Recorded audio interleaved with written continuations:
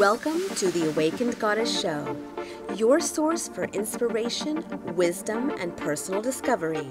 The place to learn from a diverse mix of mentors, metaphysical experts, spiritual leaders, and best-selling authors from around the world.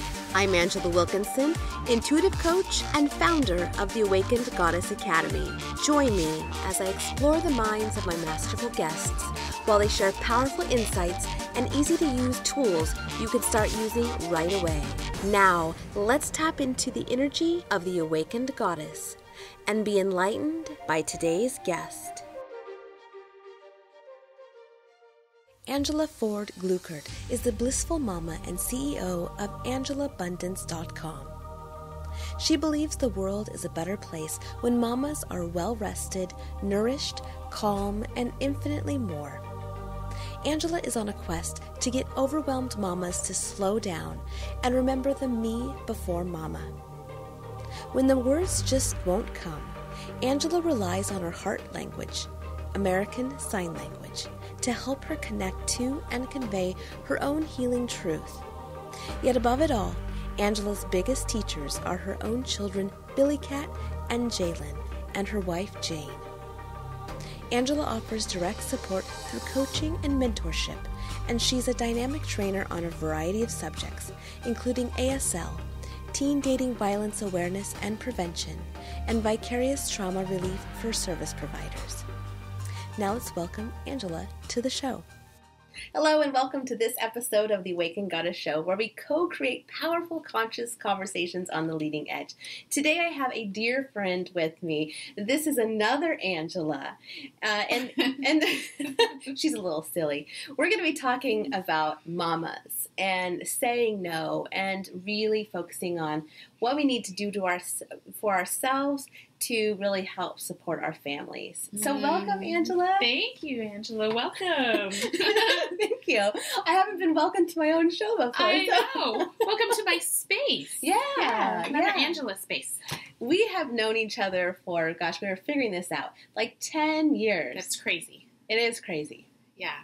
And we have both changed a lot. Mm-hmm. I know it's easier to see someone else and how they've changed. Yes. And so I'm sure you can see how much I've changed. Mm-hmm. And I certainly can see how much you've changed. Yes. So it's fun to have you here on the show. And, you know, you're talking about mamas. I know you are really passionate about this. Because in your journey, you have become a mama. So before we get to all the juicy mama stuff, I want to first talk about your journey, because you have such a rich journey, and it hasn't always been real pretty. Sparkly rainbows? No. No, not all the time. But I think that really helps support the greater conversation that we're going to be having, and to help people really maybe relate to what you've experienced. And so I really would love to start there. Yeah. Well, even just as we're sitting here with this picture, this is a drawing that I did probably around the time that we met, which I was just drawn to share that with you, the picture with you today, and then I looked at it and I thought, oh, yeah. So it represents, at that time, 10 years ago, who I wanted to be and what I wanted in my life. And as I look at it, it's all there. Yeah. I've manifested it all. So when we met, I was remembering all this trauma from growing up that had been just kind of like, shh, we don't talk about it. And I was at a point in my life I felt I either choose to deal with it and let all of this out that is already there, or I stuff it and I look around me and see the way that my family was living and folks around me. I thought, no, I don't want that anymore. So that was huge. So I think when we met, I was quieter. I was much more of an observer, and I was having all these feelings, but I would stuff. Okay. So, and then they would out of me. This is going to be a really personal conversation. Bring it. Because I know when I met you, I remember, you were a lot more reserved in some ways, and you used humor as like a way to deflect when you were uncomfortable. And I remember back talking about uncomfortable we were in a like a week-long master. Oh my gosh. Yep. Yes. And we were paired up, and we had to do this like really uncomfortable hot seat exercise. Yep. So coming back, I'm like, whew. Yep. Yeah. And so we were supposed to share like things about ourselves that were more intimate that maybe we hadn't talked about with other people. Definitely had not talked about. Yeah, no. Yeah. So I remember I got up there and we had to like then introduce our partner, and I totally went blank and I was frozen, and I'm like, I mean, Anjela has the same name as me. I couldn't remember. It's okay. Yeah. No offense. Yeah. But yeah, I remember I'm thinking back at that time and how we were both very, like I said, very much in different places and much less comfortable with who we are now. Yeah, I think even who we really were already, but there was all this stuff on top of it, and we were trying to think, how do they want me to appear? How are they going to like me? And so it was always, I described myself as a chameleon, that I could fit anybody. But then I didn't know, if you really sat me down and stopped me and said, Anjela, what do you like? My response was, I don't know, what do you like? And I couldn't, because I was afraid, what if I say the wrong thing? What if they don't like me? Yeah. I was that way about my feelings. Like I had this disconnect between my head and my body, and I literally could not tell you what my feelings were. Right. I knew the very basic. I could say, I'm sad, I'm happy, but anything especially around anger, that it was like, I grew up and that was not safe. And so if that started to come up in me, squash it, and what would happen is I'd be numb. Yeah. And so really, like, I totally understand. I couldn't name it. And people were like, come on, what are you feeling? And it was totally disconnected. Like, nope, I can't go there. It's not safe. Yeah. I just felt like this, like a whole body vibration, like just buzzing, like that numbness. Like there was something there that was like, hey. Nope, no, I'm fine. No, I'm fine. I would always say I'm fine. No. So let's bring it forward a little bit. What was the next thing that, like, on your journey? I think once I realized that I could let out all those feelings and that I was safe, I was amazed at the clarity that came on the other side. Something I remember specifically about that time, I was living by myself in an apartment, wasn't in a relationship, or just quick little things that they weren't even relationships. And I was going back into my childhood and remembering all this stuff. And so what I did is it was like an old refrigerator box or something, and I painted it blue and purple. Oh, wow. So this big box, like, I needed physically something with me, and my son has it now, but I got myself a stuffed teddy bear. And when I was freaking out and all these feelings that I wasn't used to having, like, the room felt too big, and I would go in that box. Wow. And just make it like I knew that was safe, and something about the colors and the blues and the purples, and I painted it, and it didn't even feel like it was me at that age. It was younger Anjela. Yeah. But I would create that space because that's what I needed, and it was amazing that stuff, like, art came out, and I wanted to color, but it was like all these feelings, but then also these scared feelings, and I had some hard conversations with family, and some of them, it changed relationships from that point, because it was the first time that I really said, this is my truth, and it's going to be uncomfortable, and it doesn't feel safe, and it's scary, but I need to say it. And some of them, it was like a wall. And what was that truth? What was the biggest truth for you at that time?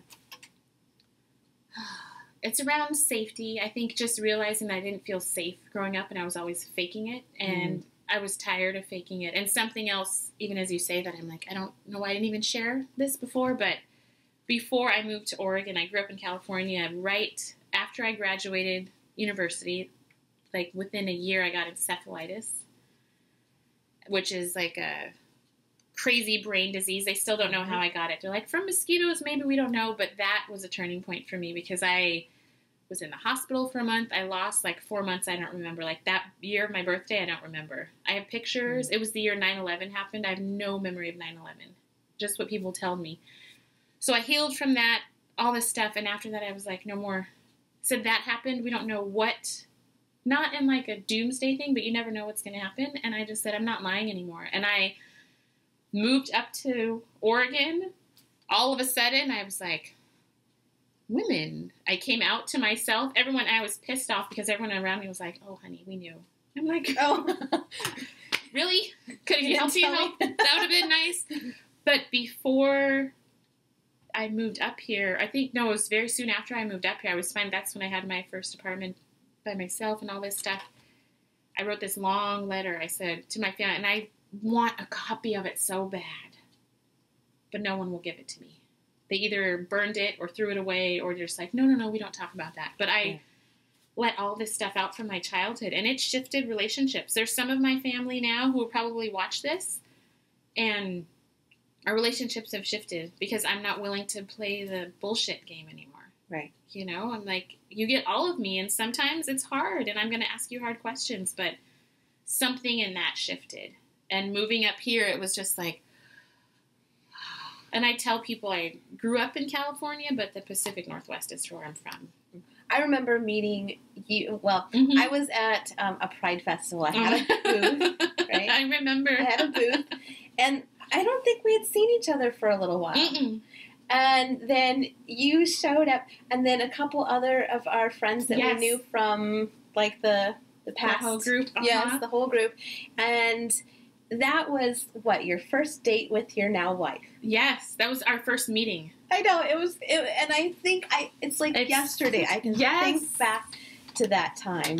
Yeah. And how you were all giddy and all excited, and you were like nervous about meeting her. And and well, there was something different because it was a mutual friend of ours, and she was trying to introduce us for probably over a year. And both of us, no, I'm not looking for anything. No, I don't want anything serious. And both of us had kind of dated around, and there was just something different. And so we met each other, and I tried to be like the badass dyke. Yeah. Which...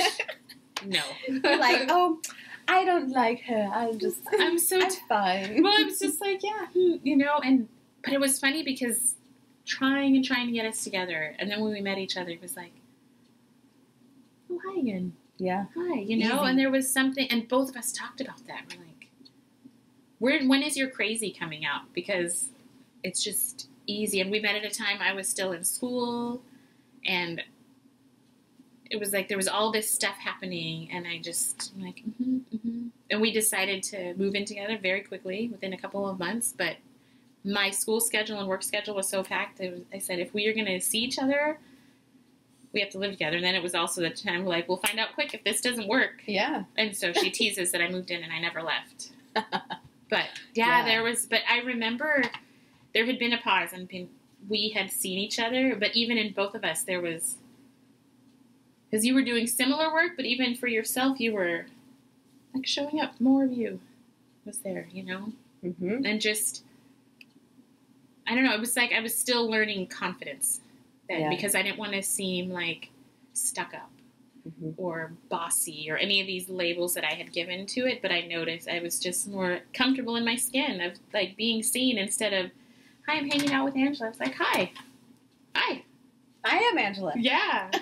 Nice to see you. Yeah. But, yeah, it's funny. It's even funny to look at those pictures now. Because I have pictures of that specific day. Yeah. Of the two of us, and of even with my wife, and it's like... Wow. Yeah, it's incredible. Mm-hmm. And then, so, how long before you guys became moms? Oh, goodness. 4 years? I think. Because I'm trying to think. Yeah, because our... oldest is 6 now, and we're almost together almost 10 years. Wow. So 4 years, yeah. And it was very strategic and planned because 2 ladies do not have a baby by accident. Some folks crack me up today. They're like, oh, honey, you never know. I'm like, sometimes you do. Just kind of have to plan that a little bit. It is a little, and folks say, well, you don't really know when you got pregnant. I'm like, oh, I could tell you, like, the day, the time of day. Yeah, it's crazy. But yeah, it's even funny to think back to us before kids. Like, recently, we have now a 6-year-old and a 4-year-old. Oh, my goodness. They are my teachers. things in the world, but it's like we're remembering us before kiddos. And we've had friends like, oh, we'll take the kids. And we're always, no, we don't want to burden people. And now take them because we need date night. We need us together. We need to be Anjela and Jane, not like, who are you? Who are you? Or feeling, oh gosh, there's someone to watch the kids. Let's go take a nap. Now we're like, let's go out. Like we went out just a couple days ago and we didn't get home till 1:30. That hasn't happened. Wow. Like 6 years at least from before babies, and it was huge. And both of us were like, remember. So it's a lot has happened, but it's amazing. So let's talk about this transition to becoming a mother. Yes. And how that changed your life. Because I'm not yet a mother. I would like to be a mother. Yeah. However, right now, it's like, I don't know how I could possibly fit a baby in. I mean, there's never a perfect time. Right. Never. You know, and I trust that, like, if you want to have a baby, you will. Whatever it's going to be is perfect. Like, with our son, we got pregnant on the first try. Just bam, done. Our daughter, it took us 6, 7 tries, you know, and you have to chart your cycle and all this stuff and very specific, but emotionally it's hard. It's like you're living this 2-week cycle of, did I pregnant? No, okay. I'm going to wait till the next time. And it wasn't a perfect time. You know, there was definitely, we could have waited till we had more money or we had this or whatever. And it was just, you just have to trust it, you know? And it's even now you think, oh, I don't know. Like we're thinking about, we have our son is in 1st grade. And our daughter just missed the cusp of going into kindergarten. I'm like, oh, but we really want her to be not so far behind them. And I've just recently started,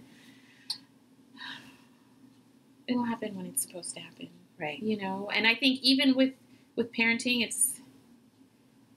you can't plan. If you wait for the perfect time, you won't be a parent, ever. Because there's always something to fix. Mm-hmm. You know, either there, you think, or in here. And I feel blessed by the two of them because I see myself in them, and the biggest thing, like my biggest message for mamas is to slow down, and you have to with those two. Like if you don't pay attention, shit goes crazy. And it's amazing for me to see, even in our 2 kids, how they respond differently. Like our daughter, she needs a physical release. She needs to run around, and if you don't pay attention, then things start breaking. Or because she's trying to get your attention, and she does a little like, mommy, and then if you don't, she's like, well, I'm going to go do what I want. And our son just gets cranky, and it's like, wow, but he'll say it, you know, and he'll have a tantrum, and I'm like, okay, slow down. And for a long time, gosh, within the last month, I would say, why are you doing this? What's going on? Why are you mad? Why are you mad? And he never answered. And then one night, all this stuff, and then Jane was with him, and she talks to him, and so what happened tonight? What do you need? And I was like, oh, he doesn't know why. He's 6. He doesn't know. Even if he gives you an answer, he doesn't know. But I changed the question to, what do you need mommy to do right now? Even if he was losing it, and I'm like, argh, what do you need mommy to do right now? And he can answer that. And now he's telling mommy to take breaths. Yeah. Like, that's my thing with them. I say, if they're running, like, you need to get here. Like, we talked about being grounded. You need to be here. And, I'm fine. Like, no, you're not. And so I would show them how to do it. Like, and you could just see them calm. But when they taught me back, when they said, mommy, you need to take some breaths, I was like, well, crap.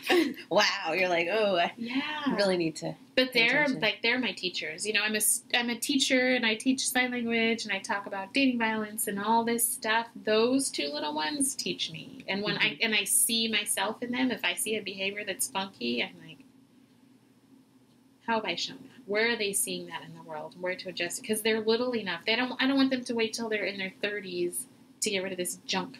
Right. Of stories of like, you can't have feelings and you can't do that. And it's amazing because with my wife, they get the physical release. She's like, come on, let's go run. I'm like, let's draw pictures. So they get both of it. But they're mirrors. It's amazing what they'll show you. And sometimes you're like, oh, whoops. Yeah. But yeah, because they are going to reflect back things that they see or here. Yeah, and they don't have as many of the, not even, there's like a different word than filters, but like blocks, you know, like someone asks you a question and you, okay, it's this, my friend, and we're in this environment, so let me answer it this way. They're just straight at it. Mm-hmm. You made me angry, and it's like, whoa, you did this, you ignored me, and you go, oh, you don't have to figure out, so Anjela, you said this, but really, I know you're upset about this, so is it over here?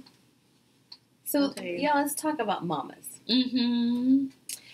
Oh, mamas. Mamas. Yeah. Because, well, it seemed like there was, for many years, this trend of making motherhood look perfect. And you had to be perfect. And you had to sacrifice and give. Yeah. And you're kind of like, I am not going to.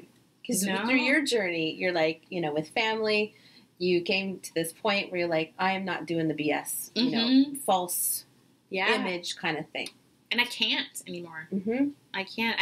I tell folks I put away the super Anjela cape in friendships, but then it came back with motherhood, and I tell mamas, say no more often. No. Have your first response be no. And people think, yeah. That is a complete sentence after all. Apparently not for mamas.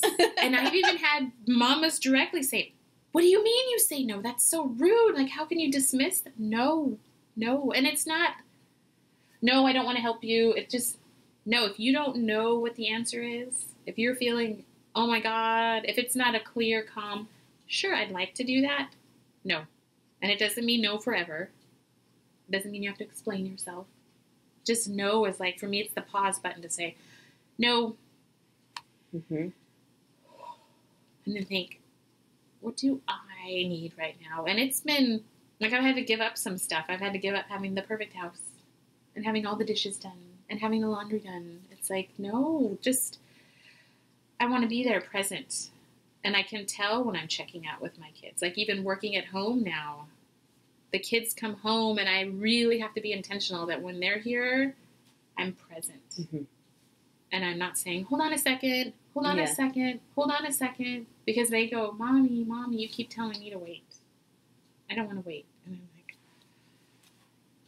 it's hard, but you have to be intentional. Or if it's no, like with my son, he's my human alarm clock, gets up early in the morning, and he gets up and he's ready to go.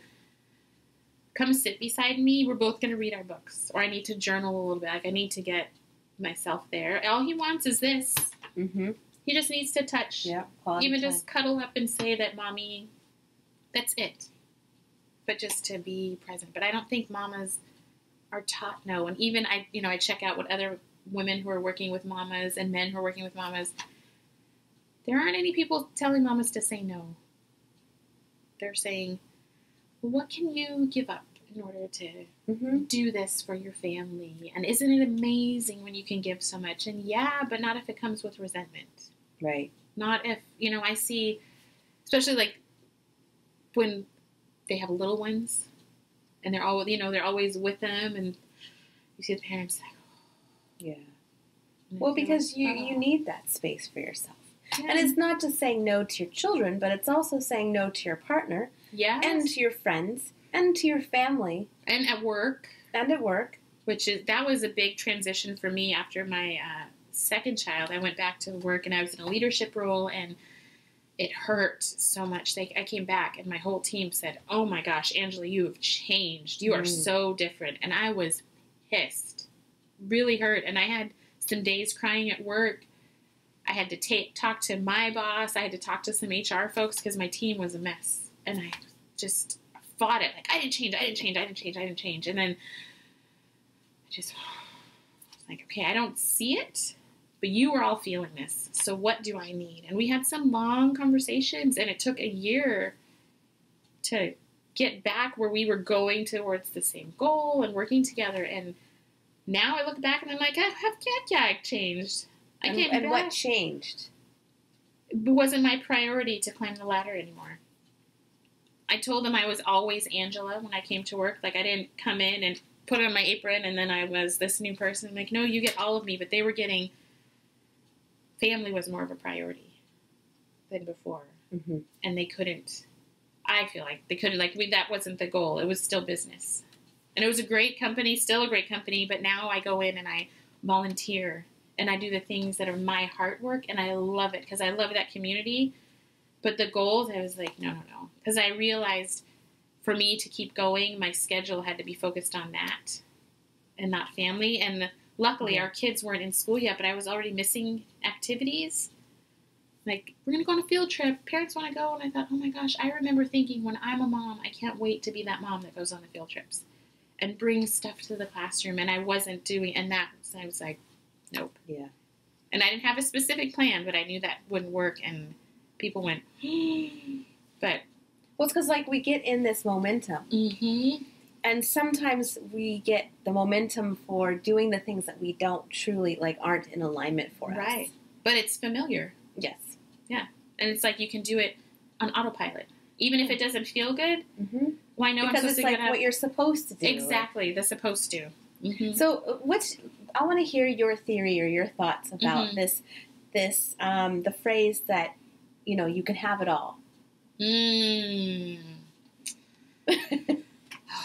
first thing that comes to mind is you can have all of you, and then you decide what else goes around. Like, I think about a puzzle, and you're that piece of the puzzle, and everything else fits around it, but you're complete just like that. Mm-hmm. And then the other stuff is bonus things, I think so many women, especially mamas, if you take away that identity of mama, what do you want? Who are you? They really can't answer because it's been a while. Even if it's been like they have a toddler or a baby, they go, what do I want? Oh, never mind. And it's uncomfortable and they don't want to ask for it. And I am ask. Well, I think too there is or has been maybe some shame around that. Oh, you mean you can't do it all? You can't do it by yourself. Yeah. You need help. Yeah. Or like people that hire nannies or something. It's like sometimes people there's a judge. Yes. Woo, like Yes. Even so for how dare they? Yeah. But it's out there because on the flip side, if you're that mom who sacrifices, they think, oh, wow, look at her, and I think, yeah, look at her. Just really slow down and look at her, and you might see this, but you see the body is exhausted, and like just that support. And it's funny just to hear you say that. That's one of my new things for myself is ask for help. It's so easy to go, no, I got it. No, I don't need it. Well, because you were really independent. Yeah. Back in the day. So just say, yes, please. Yep. And little stuff, and noticing how the world doesn't fall apart when you do that. Like I've realized I can change my mind. I can say, yeah, I got this, and then go, actually, no, I don't. Can you please help me with this? And I have this expectation of help. It doesn't always show up how I imagine, but if I'm willing to go, I don't have this. I'm losing it. Please help me. Folks will go, hey, what about this? Yeah. And it's just allowing it to come to you and say. So what are the signs? You talk about you're the centerpiece and that you have to have you need to have all of yourself really first.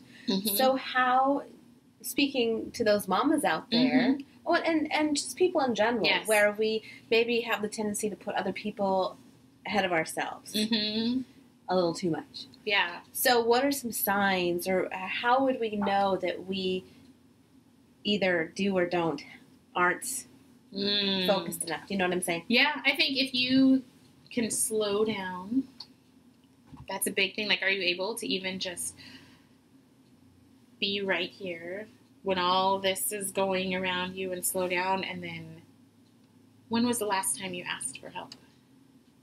Really asked for it, and then not only asked for it, but took it in. Because there are times where I've asked for help or someone is offered and it's exactly what I need. And whatever this junk is up here is like, no, don't be vulnerable. Don't show that. Oh, never mind. I don't need it. When was the last time you said yes when someone said, hey, Anjela, can I help you with that? I noticed you're doing this new project. Can I help you with that? What's your instinct? Is your instinct to go, no, I got it? Yeah.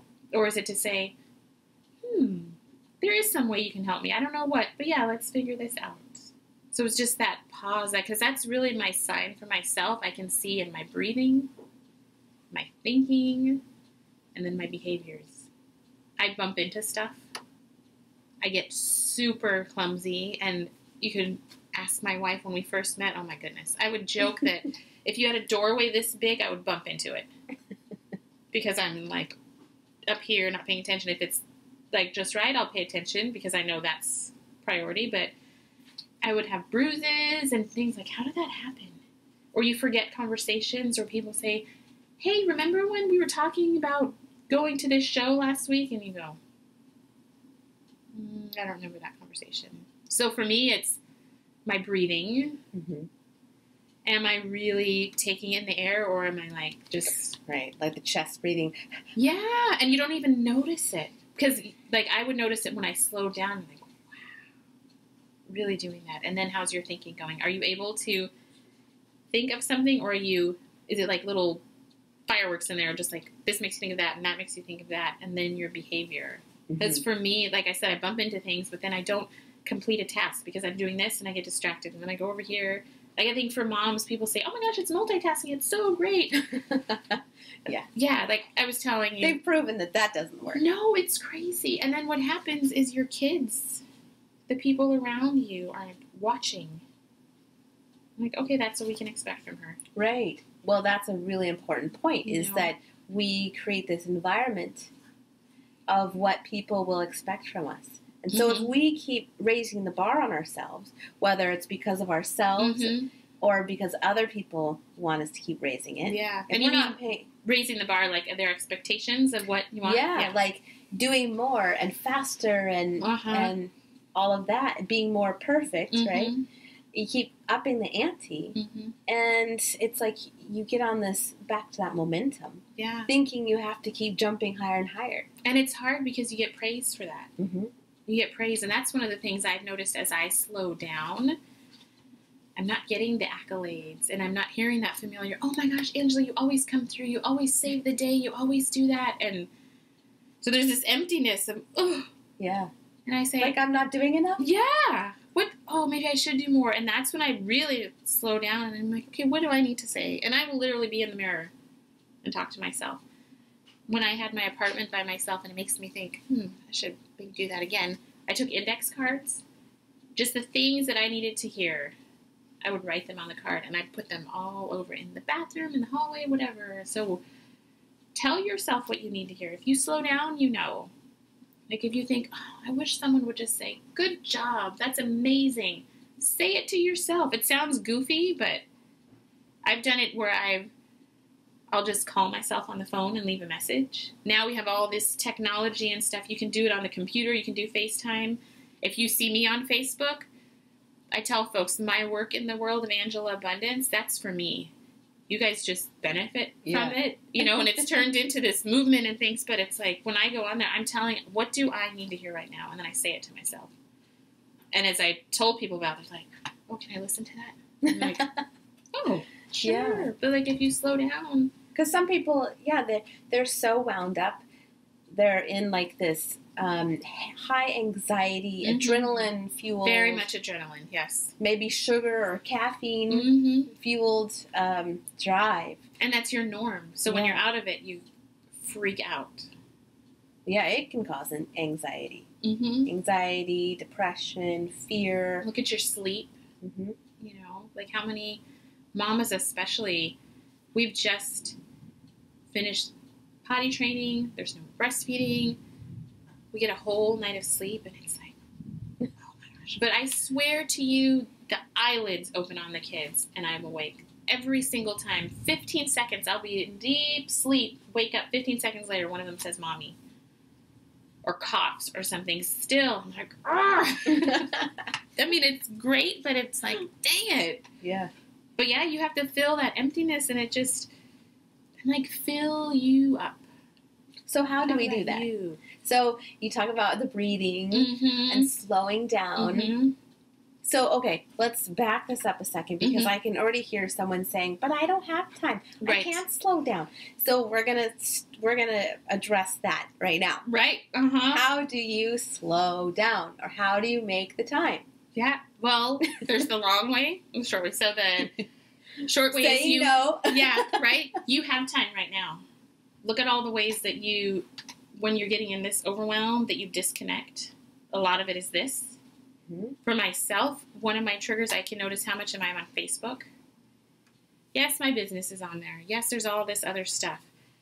How can I be so overwhelmed and tired, and yet I have half an hour to flip through the feed? And time just goes. And so I've started, when I'm doing something that's kind of like zoning out, I put a timer on myself. Like just the other day, I was finishing one appointment, getting ready for another, and I was like, I have a few minutes for Facebook. I said 3 minutes. That's what, and it went like that. Yeah. And I thought, So recognize you already have the time. Figure out one of those times that you zone out and use that. But for myself, something that's always so helpful is just writing. And so let yourself have your space when your kid is right there or your partner is right there. Like for me, I really need the physical. Like, I need to see you. I need you to be there. And I've even noticed, even phone calls sometimes, like, I want to talk to someone. So I've started doing more phone calls online so I can see the person, but connect with some. Make space for yourself. Something that I don't even want to say considering. Starting now is to block time for myself. This amount of time is what I'm going to do for this activity. This amount of time. And I'm realizing I make all this time for work. And I don't make time for pause. I think about if the kids are coming home from school or coming home from daycare, I think, okay, I can work right up until this moment, and then I cook dinner till they come home, and there's no Anjela time in there. But we're not, if you ask somebody, mom, like, oh, what did you do today? I went shopping, I did this, and I baked, and I blah, blah, blah, blah, and I did this with the kids, they go, phew. If you say, oh, well, the kids went to school, and then I meditated for a half an hour. And then before the kids came home, I just took a 15-minute walk by myself.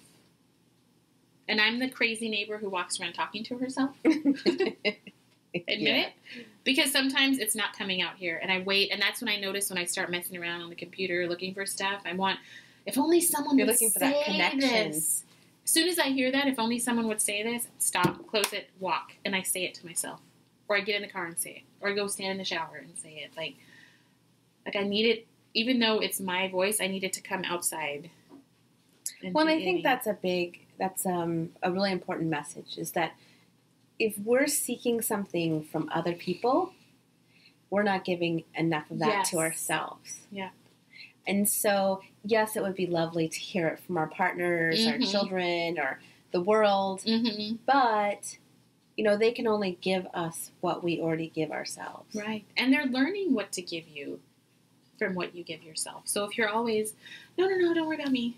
No, don't worry about me. They're not going to think, hey, let me ask about, no, she's going to say, don't worry about her, so don't even ask her. And sometimes when you realize that, you think, oh my gosh, that's so selfish. And I say, just sit back.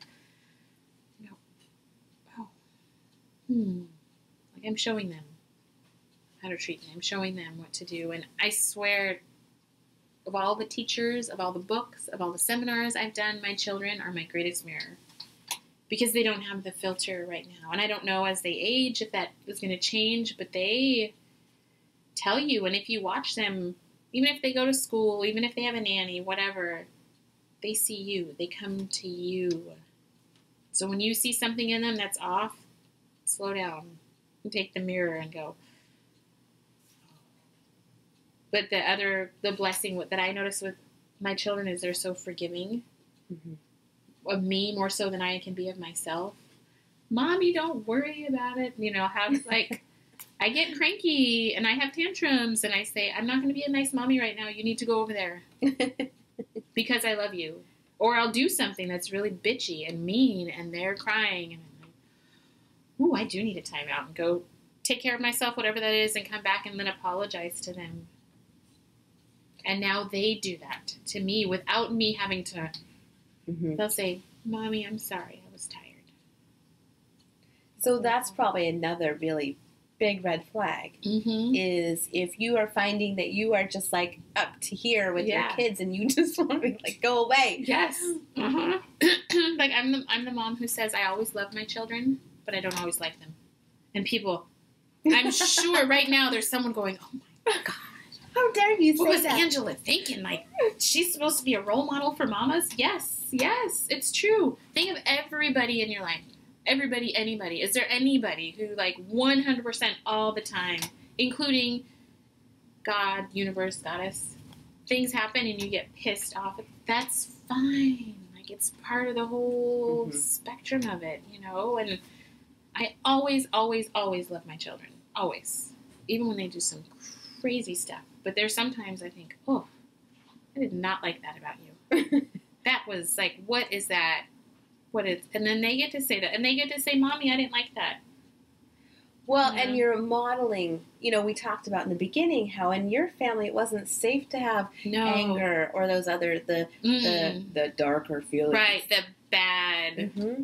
And so this is like you're modeling to them in a more healthy way, so they learn to express that. So. Yeah. And I'm a believer that, I don't know if you want to call it, you choose your children or whatever, but anyone who comes into my life, I know they're there for a reason. There's something to learn from that or be reflected by myself, especially if I have a really strong reaction about somebody.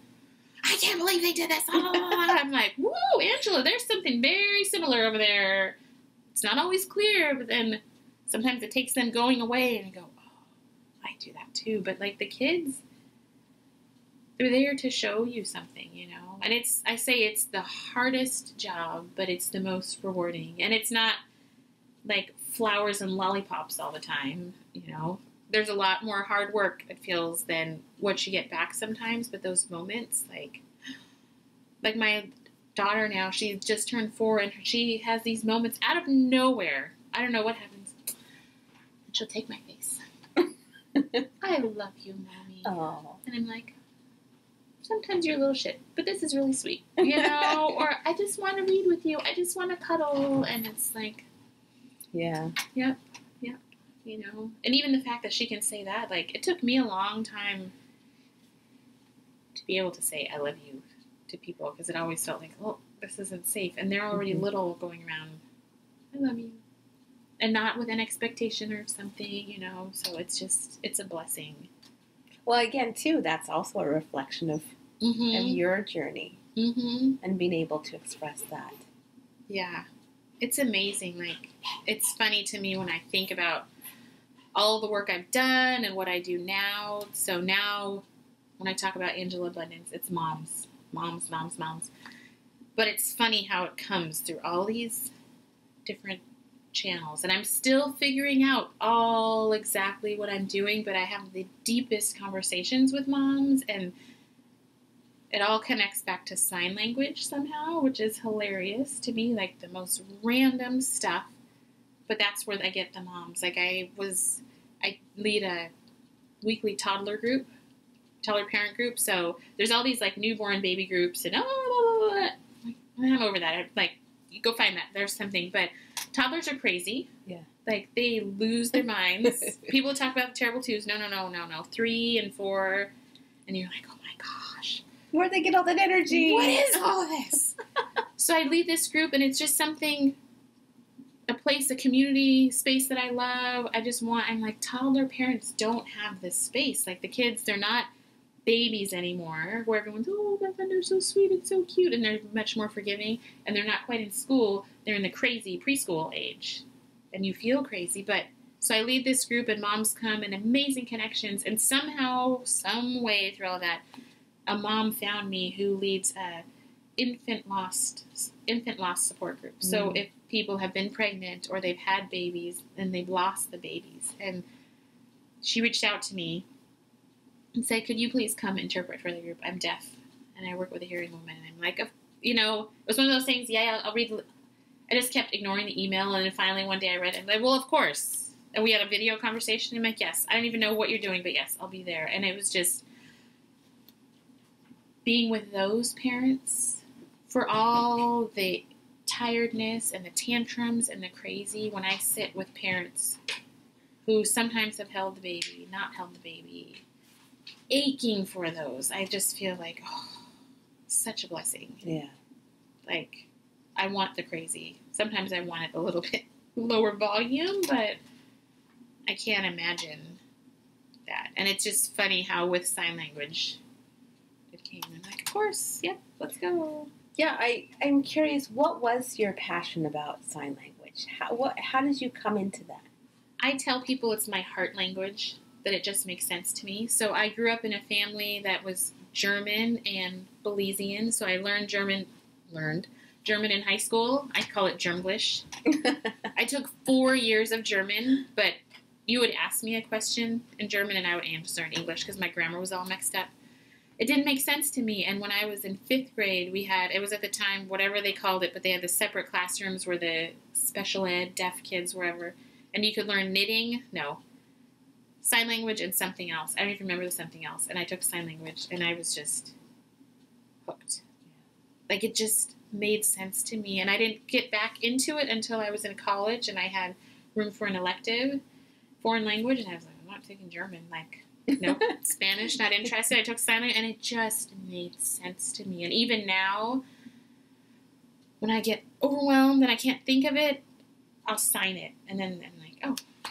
Like, it just, we've talked about it, like, it just connects somehow. Like, if I'm thinking about it, even writing, sometimes I can't get it. But if I sit and I do sign language about it, using it to express whatever, it gets clear. And all of my sweet relationships have come through that. Like with my students, the student who came to me and shared that she had been assaulted just this past, it was in the summer before this school term, I went to court with her for the sentencing and met her mom and saw her, and we're actually getting together soon to kind of celebrate where she is because it's been a year.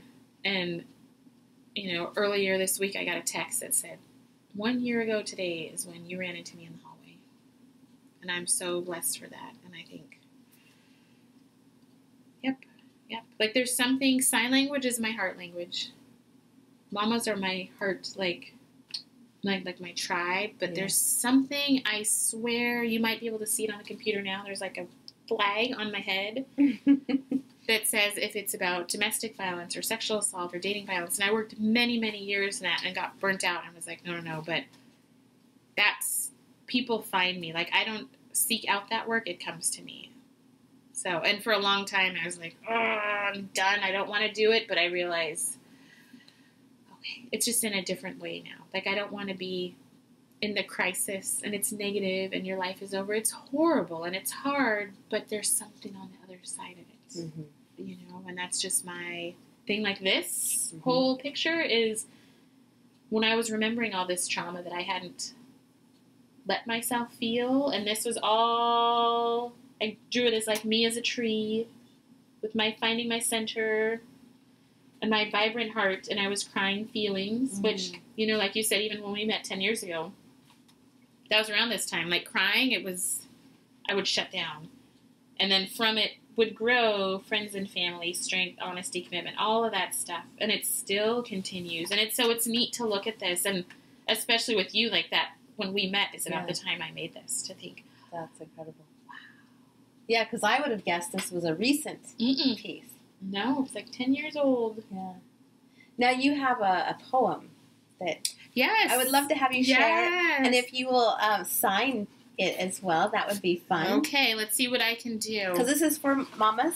Yeah. So this was a book, Women Who Ignite, and a woman and I, we kept running into each other in workshops. We kept sitting right beside each other. Even private events, we never ever got a time to talk. But we kept, like, physically bumping into each other. And so we just exchanged information. We said, we're supposed to have a conversation. It's not happening right now. So we'll get together. She lives on the other side of the country. And she reached out to me, and we just connected, and she said, so I'm doing this event. I'm gathering women. I want them to share their stories. We're going to make it into a book. I want your book in it. Then we want your chapter. And I was like, okay. And so I took some bits from my journal and different things that I wrote to myself that I needed to hear, and then shared it with her. And so now it's a part of this. I'm going to hold it. Okay. Dun, dun, dun. While you sign it. Yes. We're dedicating this to all the mamas out there that are watching and listening. I think I will sign it first, and then I'll do a little bit, and then I'll speak it to you. So I'm going to direct it at you. Okay.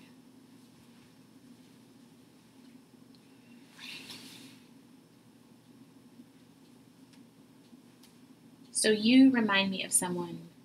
Delicious recognition, noticing. She sees me.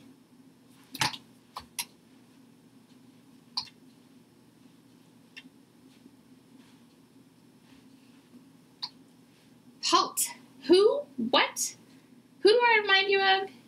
Who? What are you talking about? You and I have never met before. Or have we?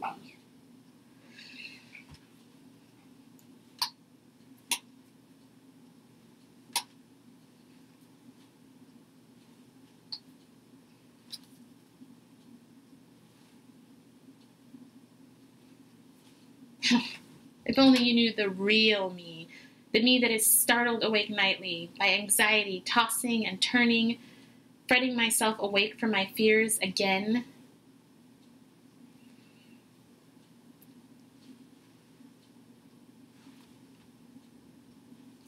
I hate feeling this every night. If only you knew. So it continues on a little bit more, but there's a little bit. And the title of my chapter is Lead with No. Lead with no. Mm-hmm. Powerful. Mm-hmm. So if there was a message, clearly the no, right? Yes. What do you really want? Like, if someone were to take nothing else, what do you really want to just, like, bring home to those mamas out there? I think for me, my biggest lesson, and I keep coming back to, is to ask. So ask yourself what you really need. What do you need? What if you could have all just the... Ask yourself. And then allow yourself to pause and hear it, because I think, like we've talked about, it's not out here.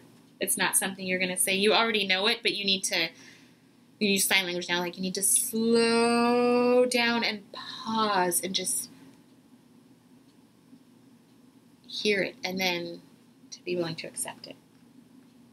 And sometimes I feel like we ask questions and an answer comes, and we're like, no. Right. That's too easy, or that's really crazy, especially if it involves us saying, nope. We think, no, how can I, okay, maybe if I sacrifice a little bit of this, so just ask, allow, accept, because you know it, Yeah. And there's, like, the no comes in there of just be willing to say no.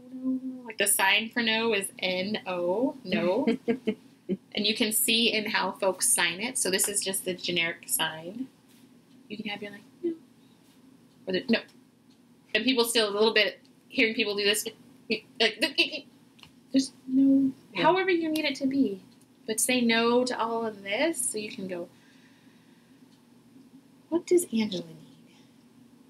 And listen, and then accept that. And then you can change your mind if you want, but I don't think that we're taught that. And even if as I've done different trainings and things, people have wanted me to tweak it. Like, no's a little negative. I'm like, it's a word. Right. Just try that. Just see what happens. And then you can have this blossoming that comes. Well, I think also that permission piece. Like, when you take that time and you slow down. Yeah. And you listen.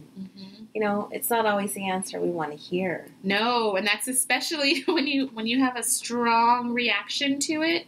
It doesn't mean to just blindly take it, but that's an opportunity. Something's coming up that's saying, and it might have been doing this for a while, so it's like, pay attention. Look at and if your intuition, your soul, your heart is asking for it, it's okay to receive it. It's really okay to ask for help and receive it. Yeah. It might be scary and it might be uncomfortable because you haven't done it before, but you got to listen to that inner guide.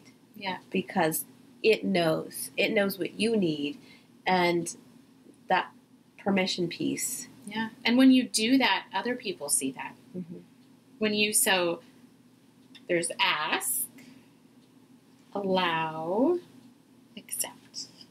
And look where the accept goes. Yeah. To your heart. Like, accept that. Because when you show up as Anjela who asks questions, and I say, here you go, and you go, okay, thank you. Other people are going to say, oh, here, let me put something, let me give you some of that. And, like we said before, it's not always going to come from out here. Mm-hmm. Even your answer of what you need, it might be something you need for you. Like, we're so used to give, but, like, think about a bowl of fruit. If you give out all the fruit, it's not like it grows through the table and there's more, But that's how we treat ourselves. Like, oh, no, there's more, there's more. Like, no. It's not a never ending. How about, like, this? Sure, here you go. Oh, thank you. Mm-hmm. Here you go. Thank you. Yeah. So. That's a great visual. Mm-hmm. Keep the cycle going. Once you start the hands assigning it, you can't stop. Oh my gosh, Anjela, this was such a fun and powerful conversation. And I know that, those moms that are listening and watching, I'm sure that they've taken a lot away from this conversation. So I do appreciate you being vulnerable and open and sharing your journey. And Well, and I'm excited too for the mamas who reach out and start allowing themselves that. One of the things I do for mamas is I tell them about thank you, and it's always like thank you, for yourself, and just bringing that back. So I'm grateful for this. It's fun to think about 10 years. Yeah. To think about where this was, where we were, and like thinking about those memories, and just so grateful for that. I trust people come into my life when they're supposed to, and it's amazing to celebrate. Yeah. To think, I remember those chairs. I can see the chairs with the boxes of Kleenex. I always stop by Kleenex. Yeah. So thank you. Yeah. Mamas, even whether you're a mama to yourself or little ones or big ones or grandma or whatever, thank you for taking this time for you right now and joining us. It's huge. Yeah. And we would love to hear from you if there was something that really hit home for you and something that you're going to start doing in your life. Anjela and I would love to hear about it. And definitely take some time to do something for you today. Mm-hmm. Even if it's just a few minutes, do something for you today. Yeah. So thank you for watching, and until next time. Yes. Thank you for listening to this episode of the Awakened Goddess Show. I hope you enjoyed today's guest and got something you can start using in your life right away. For more spiritual insights and to listen to more episodes, subscribe to The Awakened Goddess Show at theawakenedgoddess.com and discover wisdom that'll change your life.